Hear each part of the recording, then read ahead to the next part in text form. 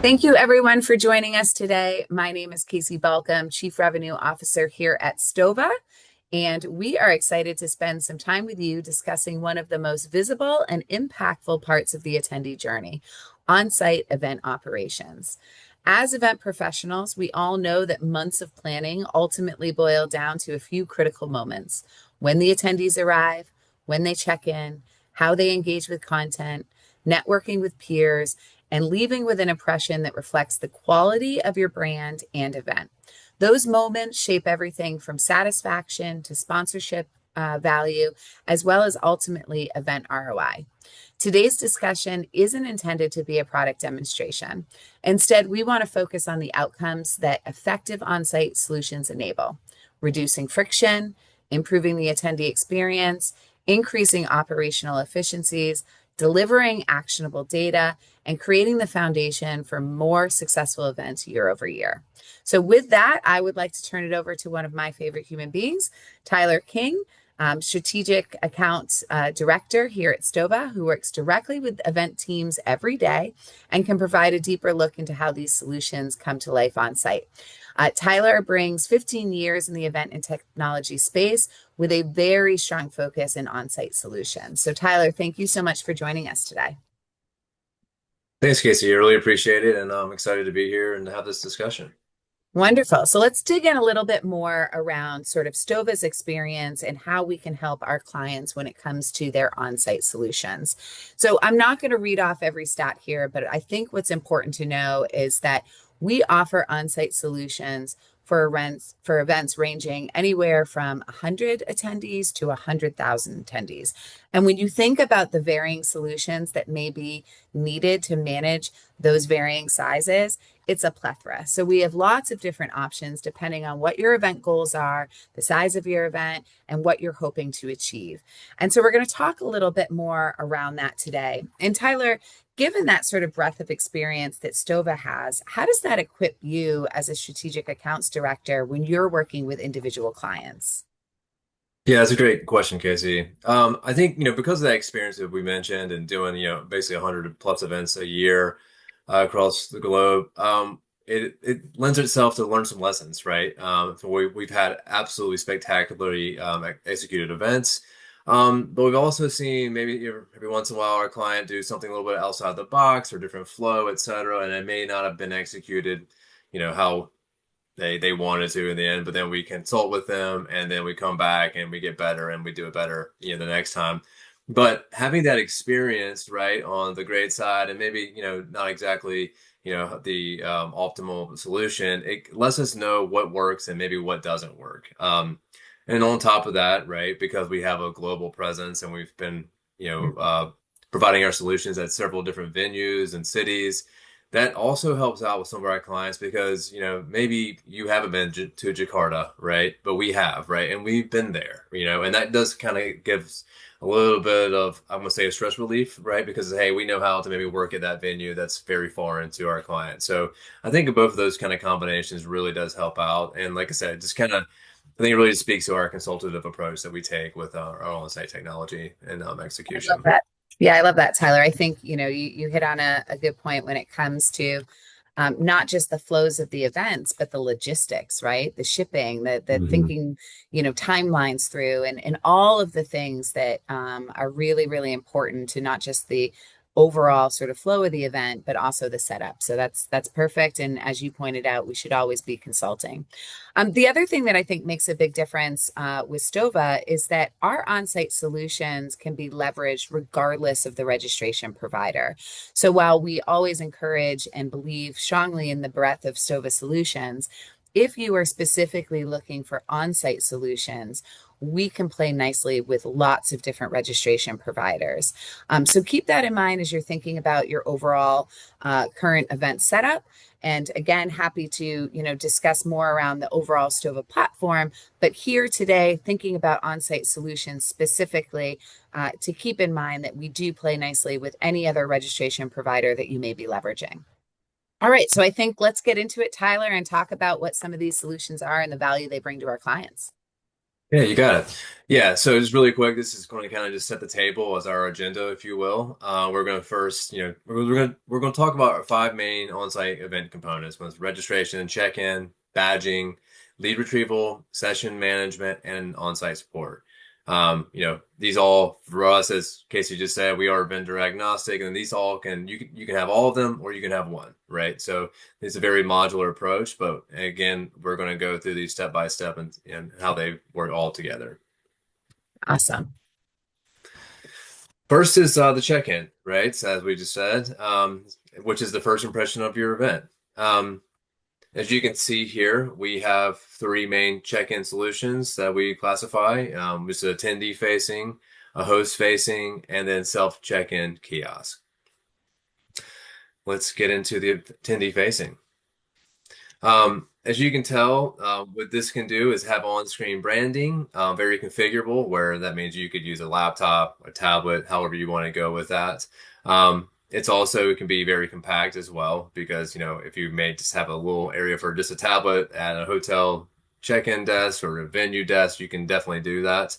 But no matter what, even though still it's attendee facing and allows, them to walk up with a QR code to have that scanned or type in their name or email, however you want to configure that. Plenty of options there. You can do anything you want to with this. It's full compatibility with all of our printers and badge types that we have, which we'll touch on that later. The next we'll go to will be our host facing. As you can see here, this is where the host or ambassador, however you want to call the help that you have there on site, where they're going to actually do most of the searching for the names and helping the attendees check in. You can also have a barcode gun there too, to help them check in if you want to do that. But this just kind of, I feel like this is just a little bit more of a hands-on approach that we have here. And when you go to check in. I think This, too, Tyler, oh, the host facing, really, again, it all depends on your audience and who you're checking in and the demographic. And so when you're thinking about who you're attracting or who you're trying to attract, that comes into play. So as you mentioned, really that white glove check-in experience, if you want it to be really your team's responsibility with less responsibility on the attendees. And again, we all know different demographics are going to desire different types. yeah, absolutely. And that's a great point. I mean, to me, the host facing, I mean, it is the most high touch experience that you're going to have. And we more commonly we see this maybe if you have a VIP area, press area, something like that, right? Where you just want to make sure they're 100% taken care of. As well as, some of our events where security's at a premium, right? And so they want to check in and check an ID, right? And even, we have some ways of actually, even with ambassadors, to be able to read off some verbiage and things that have them consent to that. So that's where, like, to your point, that's what really comes into play. And I also would like to say with it's not quite as fast as the attendee, but it's still pretty quick. But that is one thing to also consider, right? When you have this experience, but again, this is more about the hands-on approach and experience as a little bit less about, hey, we just got to have a high throughput like the attendee facing would be. Yeah, makes sense. Yeah. The next is our self-check-in kiosk.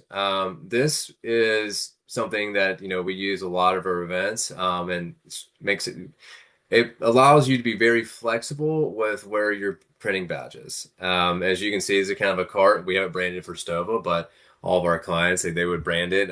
It's also a sponsorship opportunity. We've had that where basically, sponsors essentially, kind of pay for it, if you will. But what this does is this allows you to be very nimble. We've deployed this at airports, at train stations, in malls and shops, hotels, you name it, right? We can do that because our cloud-based solutions allow us to do this, right? And the other great thing about it, because this is really to be a supplemental approach, right? You have a large event, or hey, you just have a VIP hotel you want to take care of. We can have it deploy for a day, and then we can go and strike it, right? It doesn't have to be there the whole time. But again, this is to help alleviate the throughput if you have high volume or have another like VIP kind of high white glove experience. I will say I traveled overseas for one of our client events and was able to live this experience firsthand. And it was very cool to be able to come down the morning of the event to my hotel lobby. While I've got my coffee in hand, feeling pretty relaxed, was able to check in, get everything done, and then it allowed me to just flow over to the event pretty seamlessly. So also had that experience at the airport. So it does leave your attendees with a lasting impression. And also, to your point, really cut down on any lines for larger events by allowing people multiple ways to be able to check in advance. Yeah, absolutely. If we want to also relieve some stress on our attendees as well, right? As well as having a great experience. So, Tyler, before we move on from our various check-in capabilities, what are some of the biggest mistakes that you think clients make with check-in setup? Yeah, that's a really good question. I think one of the biggest ones is they don't calculate the throughput quite as well as far as, you know, they think we're going to be printing faster because the printer itself will print in 9 to 10 seconds. We have some to do that. Um, but what you have to think about is the actual check-in time, as in, hey, if I'm an attendee, I may be fumbling and I have to find my QR code to check in.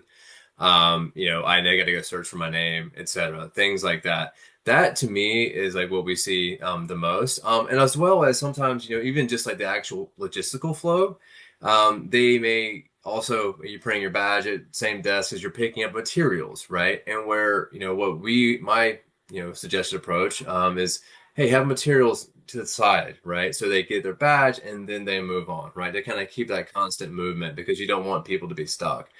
Those are I feel like the biggest things that I end up seeing. And also I would say, and this is just is making sure year over year you're keeping track of your highest volume hour, right? Because that really is what helps us drive and make that suggested approach of like, hey, look, for 9 to 10, you had 1,500 people come through. All right, that's how we need to do the math, right? In the day, that's what we're looking for that throughput. Yeah, there's nothing cooler, I can say, than being at an event where a company has tracked that and then they're live in line testing it to show how much quicker they've improved that sort of experience year over year. So, yeah, I love that. Thank you so much. All Yeah, right, of let's course. move on. Yeah, and so the next are some check-in screens, right? And just sort of, this can go on to any of the three that we just discussed, right? This is very common throughout the industry. But yeah, so you can they can check in just by scanning a QR code. They can go and search by their name.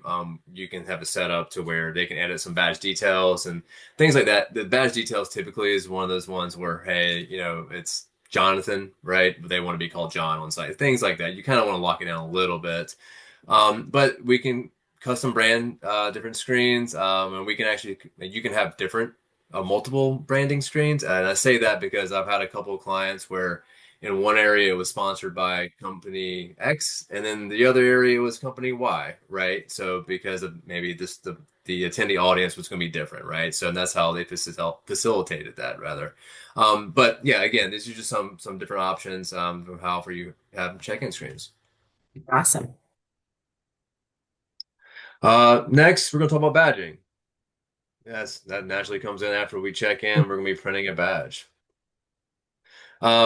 Badges are the key to the events. They obviously are an identification, but it enables the ability to us or your vendor to have access control by scanning that materials distribution, lead retrieval, etc. Right?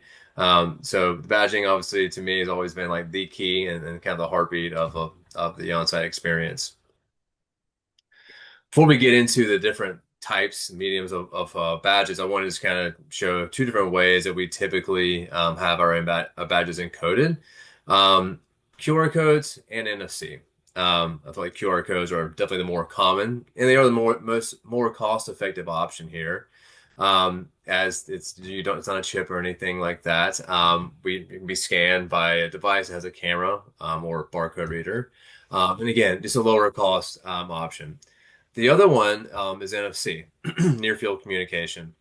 This is the same technology that you're probably used to on a day-to-day paying with Google Pay or Apple Pay. You just go and tap and pay, or if you're metros and things like that.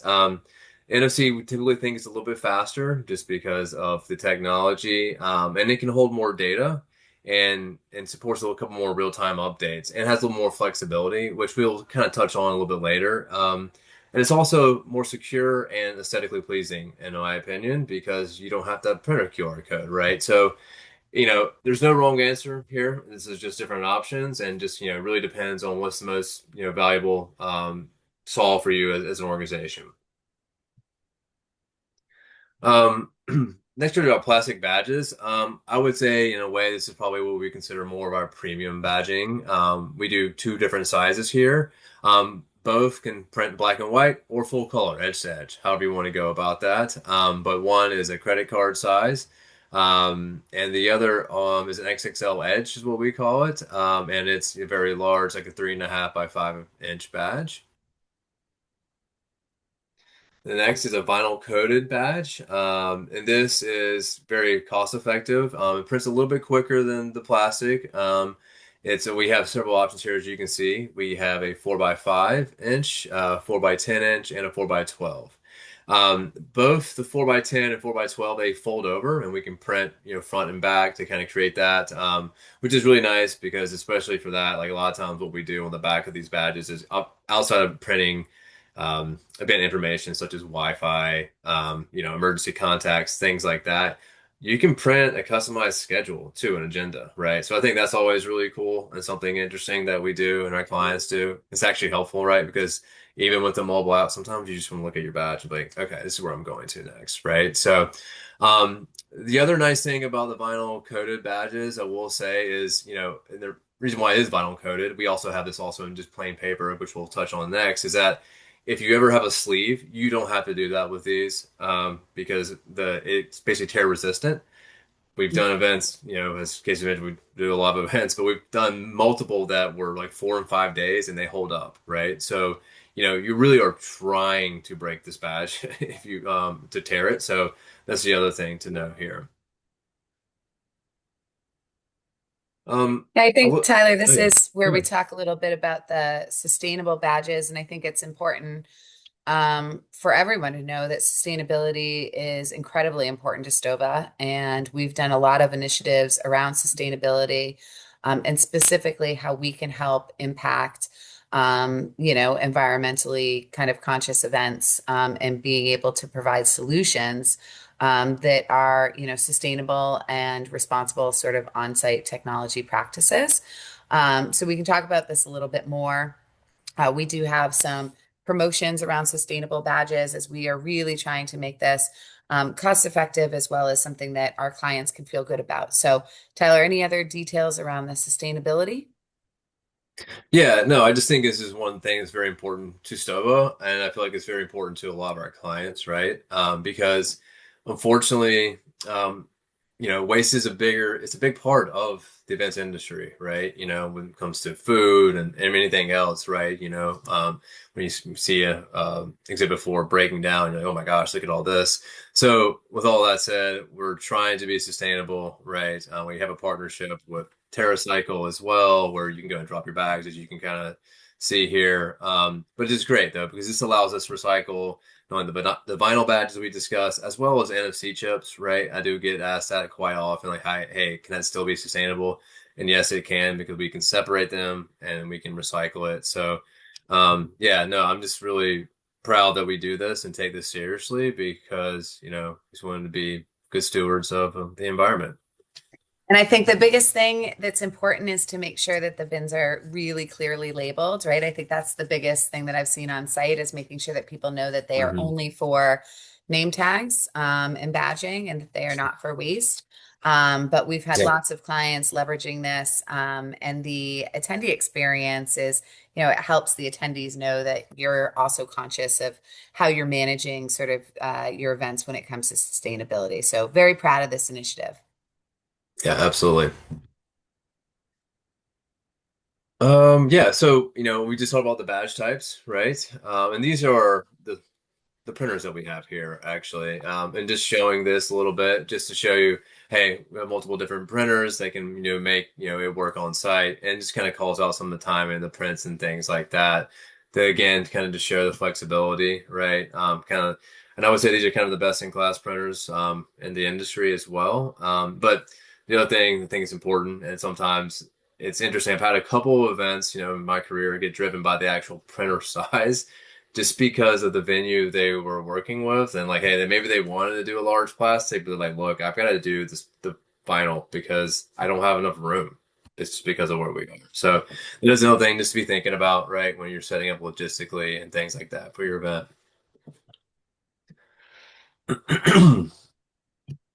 Pardon me. Next, we want to talk about exhibitor and sponsor lead retrieval. Yeah, and I think this is one of the most important kind of areas at times to talk about because this is a big revenue driver. And so, Tyler, as we go through this, I do have a question sort of at the end I'd Yeah. love to ask you before we move on. Yeah, that sounds great. Sounds good. Yeah, as you can see here, and as Casey mentioned, yeah, this is where, exhibitor sponsors spend a lot of time, effort, money, right, to be at an event, and they need to prove that ROI, right, to make sure, hey, it's worth coming back again next year. So having a vendor with a really strong lead retrieval solution is important, right? And if you don't, you may hear about it because they need to know who came by their booth. Um, as you can tell by the slide here, I'm not going to go through it all, but we do have devices that we can offer, whether it's a smartphone or a tablet. But also, if exhibitors and sponsors want to download the app on their device and use their own device, that's totally fine. We help out with any kind of pre-event sales and management and exhibitor services, right? When it comes to lead retrieval, if they have questions and things like that about, hey, how do I create a survey or how do I order things of that nature? Totally fine. And the other thing I want to call out is just the way our portal is built, and something I think when you're looking for a vendor, you should always look for is we can also allow for maybe included devices or licenses with people's packages, right? It doesn't have everybody doesn't have to have it, right? A diamond may need seven and a silver may need one, or it may need none, right? So, just being flexible, and I think that's really, really important there. That's great. And Yeah. how do like Oh, where do yeah. event managers see kind of the biggest value here? Yeah, I mean, from event managers, if you're putting on the event, is you will be able to see the traffic that you have right across your exhibitors and sponsors on the show floor, right? And just knowing, hey, with you maybe also like in real time because of dashboards and things that we have, be able to see, hey, why is this couple booths over here? There's not a lot of traffic, right? I've had a couple of my clients do that, and they went out and they try to do like a little coffee cart activation just to try to boost some traffic there. So that's really big. And then again, like just from the exhibitor or sponsor side, right, is having that real time data, right, access and allow them to go and action it soon. Because in the day, the exhibitors are a shared client, right? And we want to keep them happy. And as an event manager, this is part of that, right? We keep them happy, and you keep them coming back, right? Because that's what you want to do, and hopefully they grow, right? And maybe they had 10 by 10 this year. Let's get them into a 10 by 20 next year, right? So it's just really important to have a good solution and have them, comfortable, and again, maybe alleviate some stress on their side on event days. It's great. Yeah. And then here are just some of the retrieval capabilities, right, that we have. And, so we can scan either type of QR code, NFC, and use some other type of barcodes if time to time comes across that. Surveys, you can have as many as you want. You can have any kind of branching, logic, things like that. All of our data is pushed up in real time or near real time, I say. Gives a couple seconds, but and it can, if not, if you don't have any connectivity, it stores locally on the device in a secure manner. Then once you have it, it shoots it back up. But that's important to note. We do ratings like hot, warm, cold. And, one thing I think is also important to call out here is we can map sponsored session data if you have that. If you're scanning sessions, we can map that data. So that way when the sponsor, it's always a thing. I feel like you go and look in two different spots, but this eliminates that. They go in one spot to download their data, and it's easily identifiable. Hey, this is my sponsor session data, and this is my lead data that I had at the booth. But yeah, this is a a good sprinkling of other capabilities, and we have some more there. But I think this does highlight, some things that you probably should be looking for to help enable your exhibitors. Not all exhibitors are going to use the same, feature, but just having that wide breadth definitely helps out. So hopefully, keep everybody satisfied with the solution and have them a successful scanning deployment there on site. Here, this is our lead retrieval delivery timeline. When we, deliver lead retrieval, we can handle the process from end to end and take the work off your plate, right? Again, with us sending marketing materials to sponsors and exhibitors of saying, hey, the portal is now open to go and order your devices, setting, lead retrieval forms you need to put in your ERC. Then during the show, sending kind of operational email, say, hey, come by and pick up your devices, from 9 to 12 on or Friday morning rather, things like that. We can help with that out. And then post show, we can obviously continue to help with the support of our exhibitors and sponsors if they have any questions on how to access data, any kind of report analysis and things like that, right? And then our exhibitor services in general, they're, before, during, and after, right? We're here to help out and answer any questions and, yeah, just be there to support them. That's great. Um, yeah, thank you. One other thing is our lead retrieval team on site. What we do, we go on site if it's a need. And this is most common when we're helping out with lead retrieval. But we need to set up devices, we get those configured, charged, etc. before the event. And then we're there to support, when they come on and pick up their devices, do some training, hands-on, answer any questions they have, resolve any issues they could possibly run into on site. I mean, we even have a help chat within our mobile or within the lead retrieval app that we get it in our portal messaging center. Say, hey, look, like running low on battery. Okay, that's fine. We can go and run out to them, swap out a device, so that way they can keep scanning. Because someone have a successful event, or hey, honestly, a lot of times one of the most common things is they just forgot their charger and just so we go and help them do things like that. So we try to be proactive with our support on site, but again, having a good on site team is really important. This is just our exhibitor portal. So once our exhibitors and event managers, they go to, there's two different kind of logins and different as a you need a little bit different tooling there. But this is where they go log in and download their data after the event and beforehand. It allows sponsors to go and configure their devices, and also you can configure during, and there's ways to update on the fly as well. But again, this like access leads, you can manage your users, see reports, update surveys, etc. So this is definitely, this is kind of the key. As you can see, there's a screenshot of our dashboard right here. And Tyler, how do you see our clients typically use the data during the event? I know you said pre and post, like what are they looking for? What are some cues that help them identify when they're actually on site? Yeah, it's and I'll kind of give a couple of different answers because for sponsors, it's a little bit different than say event management. But with sponsors, they will use the data. Sometimes do a random drawing by who stopped by. See them create a guest list to do an after party, right? So if you came by that day, then they'll send out an invite later saying, "Hey, come to this restaurant as or having drinks and whatnot." And then I think the most common thing, honestly, is like they go look at the data, make sure everybody's scanning, and then send off that data live to the RevOps team back at the home office, so that they can go ahead and get that into whatever Marcom tech stack flow they have, so they can start the follow up process, right, and just being on top of things that way. And then from the event management side, kind of again, I think it may have mentioned it earlier, but what they'll do is just kind of making sure they see, hey, is everybody scanning okay, right? In the dashboard that you'll get, there's like a top 10 and a bottom 10. So a lot of times it's kind of like, hey, is something going on with the bottom 10? Like, they just want to go, they use it as a touch point, right, to go and see that. And again, just kind of seeing the traffic going into the halls and things like that. So those are, I feel like, the most common use cases that we have. But and there's probably some more out there that I'm not aware of, and somebody is coming up with. But hey, the good thing is the data's live and available, for the dashboards for each and through APIs if there's anything they need to do custom that way. That's great. Thank you. No problem. Next, we're going to touch on session management. This is also a very big one here. But session management is when you're scanning into sessions, any kind of tracks and things like that. With that, you can have access control, or we're just scanning, right? Anybody can come, right? So that's no problem. You can do access control based on rules, where that's, hey, if you purchase an all-inclusive pass, you can go to any session you want to.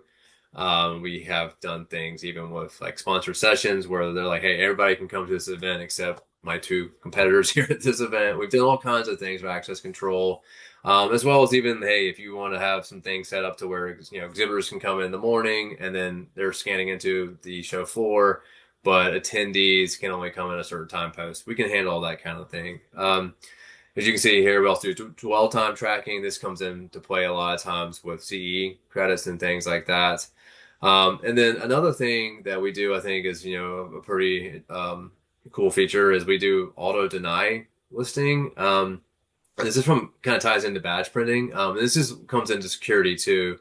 We have a few clients where highly secure event, and but they also have people that are trying to do some passbacks and things like that with passes. So what this essentially does is it's like, hey, you print a badge one time, that's fine. You say you come back and I lost my badge. Okay, well, once you print that second badge, the first one is dead, right? And so this kind of eliminates, hey, if they actually did lose it, somebody that's trying to do something nefarious can't come in, or if they're just trying to give their buddy a free badge, right? So we can do that there. Um, the other thing I would like to say is just that we have real-time data syncing, right? And that we can sync with different platforms and things like that if you have a different content management system. Yeah. Yeah, and I think you touched on, right? How does this help during the event and not just after, in that component about being able, and we've seen it firsthand with some of our high profile events with not being able to Mhm. share badging. Is there anything else that you think is important to mention around during the event or session management in general? Yeah, I mean, one thing I would say, and I don't think I've mentioned, is that we do have a dashboard, right, for our clients as well, so they can on the fly you can look and see, and we use it as well. We use it to monitor, but you can see, hey, how many scans do I have in this session, right? Like, or why are there not scans, right? It's inevitable. We'll have times where a speaker is late, right, or what have you, and it kind of helps answer those questions, and it keeps you, engaged just from an event manager. Like, hey, what's going on? And again, going back to security, with that dashboard to be able to say who was scanned in what session, you know, it's um, it's just the truth about events. Sometimes you got to know where where an individual last was scanned, right? So yeah, there's some things like that as well that kind of come into Yeah, play. I think that year over year, getting smarter as an organization, this really comes into play on. So if you thought that you had, X amount of sessions and that you knew, let's say 70% of traffic, you felt confident we're going to go to these two sessions, and they actually go to a third that you didn't think really resonated, right? That's telling you something about what the value is that that third session's creating for your attendees, or there's some sort of drive there that they're looking for around that content. And so, should that content be more amplified? Should you be spending more resources thinking about why is that driving the attendees, especially when we know, attendees are more hesitant now, to go on site, and we're seeing late registration volumes and stuff. So anything I think that organizations can use to be smarter around identifying what's drawing that crowd, what's keeping them in the session for longer durations, is helpful. And that dashboard, it sounds like, can certainly be of assistance there. Yeah, absolutely. And that's a really good point, right? Because I have seen that happen. It's like, hey, it was like it 2x to what they thought was going to show up for this one session. So that, hey, actually, you know what?